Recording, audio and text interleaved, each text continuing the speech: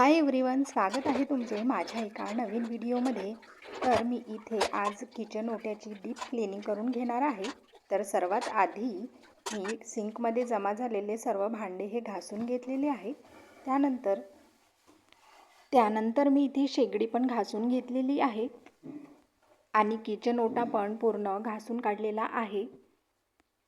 आपण किचन ओट्याची रोज क्लीनिंग करतच असतो, पण आठवड्यातून एक वेळा किचन ओट्याची डीप क्लीनिंग हे आपल्याला करायलाच पाहिजे, कारण तेलाचे डाग वगैरे हे टाईल्सवर पडलेले असतात आणि आपण रोजच्या घाईगडबडीत ते डीप क्लीनिंग करू शकत नाही।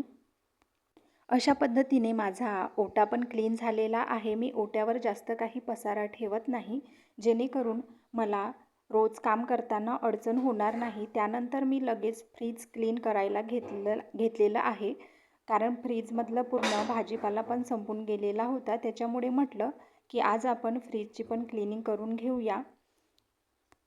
सर्वात आधी तर मी फ्रीजमधलं पूर्ण सामान बाहेर काढून घेतलेला आहे। त्यानंतर मी पूर्ण फ्रीज हे काढून पुसून घेतलेला आहे आणि इथे आता संध्याकाळी भाजीपाला घेऊन आणलेला आहे, तोच मी इथे आता फ्रीजमध्ये स्टोअर करून ठेवलेला आहे।